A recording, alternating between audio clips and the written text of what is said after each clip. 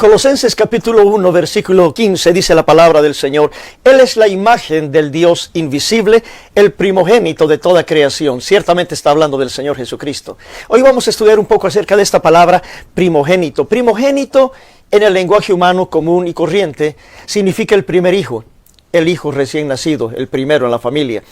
Así dice la palabra del Señor en Mateo capítulo 1, verso 25, pero no la conoció hasta que dio a luz a su hijo primogénito y le puso por nombre Jesús. Realmente Jesús es el hijo primogénito de María.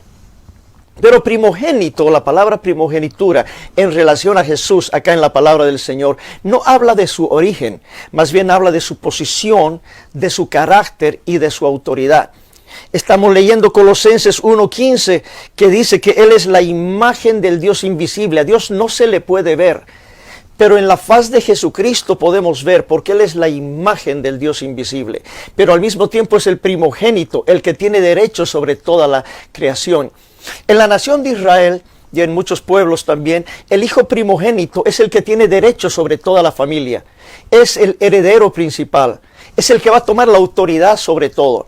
Y en ese sentido ahora Jesucristo es el heredero, el que tiene derecho, el que tiene autoridad, pero no sobre una familia, sino sobre todo el mundo. Por eso dice la Biblia, el primogénito de toda la creación. Él tiene autoridad sobre toda la creación. Apocalipsis capítulo 1 dice la palabra del Señor en el verso 5, hablando de Jesucristo, que Jesucristo es el primogénito de entre los muertos. Si la palabra primogénito significa que es el primer nacido, también aquí significaría que es el primer muerto. Y recordemos que antes de Jesús murieron miles y miles de personas. Abel fue el primero en morir. Entonces Jesucristo no fue el primer hombre que murió, pero en el tiempo de la iglesia sí, porque en el sentido espiritual, Jesucristo es la cabeza de la iglesia. Él es el primero en nacer en la iglesia, porque es la cabeza, y Él es el primero en morir en la iglesia, y también Él es el primero resucitado en la iglesia. Primera de Corintios capítulo 15, versículo 20 lo explica y dice: Cristo ha resucitado de los muertos, primicias de los que durmieron es hecho. Quiere decir que es el primero entre los muchos que durmieron, y el primero que ha resucitado.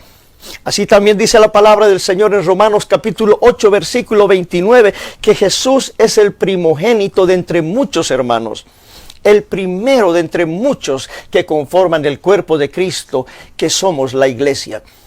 En el libro de Hebreos capítulo 1, versículo 6 dice la palabra del Señor, cuando introduce al primogénito en el mundo, dice: adórenle todos los ángeles de Dios. ¿Por qué hay que adorarle al primogénito? Porque Él es el Dios mismo que se manifestó en carne. Porque Él es la imagen del Dios invisible. Porque Jesucristo es el todo, el que tiene la autoridad sobre todo. Él tiene la autoridad sobre la creación, sobre la enfermedad, sobre la humanidad, sobre todo. Porque Él es la imagen del Dios invisible, el primogénito de toda creación. Jesús es su nombre.